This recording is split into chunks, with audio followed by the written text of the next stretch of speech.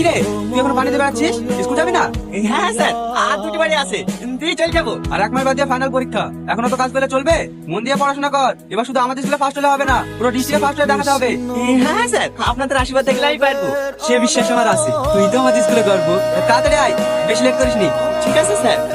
জমি তোমার নামে আছে, ভাই বোনা দখল করবে কি করে? 2,50,000 টাকা সেলফি দেখে মিষ্টি খাওয়ার লেগে দিদি হয়, ওরাই কি জায়গা দখল করে দেবে? ভাই স্কুলে গেলাম।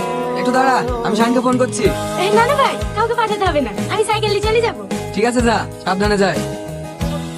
সাহেব, পানি টাম কোথায় রাখবো? ভিতরে রাখ। কি গো, 10:30 বেজে গেছে, এখনো পানি পাই বেড়াচ্ছ যে? স্কুল যাবো না? হ্যাঁ যাবো, ডাক্তারের বাড়িতে পৌঁছে দিয়ে যাই। ভিতরে রাখ। ঠিক আছে সাহেব। কি হলো চাচা, কি ভাবছো? কিছু না বাপ, 50,000 টাকা দিতে হবে। হ্যাঁ, 10 লাখ টাকা জায়গা দখল করে দেবো, পার্টিকে 50,000 টাকা দিবা না? হ্যাঁ বাপ, দেবো। এই, বলেন সাহেব। এলে বাস থেকে দুপুরে সিগারেট লেসি দে। আমার স্কুলে এমনি তো অনেক দেরি হয়ে গেছে, এখন বাজারে গেলে প্রথম ক্লাসটা পাবো না। হ্যাঁ, পড়াশোনা করে কি হবে? এলে ধর, দুপুরে সিগারেট লেসা থাকবে, তুই রেখে দিস। আজকে আমরা শিখবো ডাল কয় প্রকার এবং কি কি। তোমরা সবাই নোট করে না?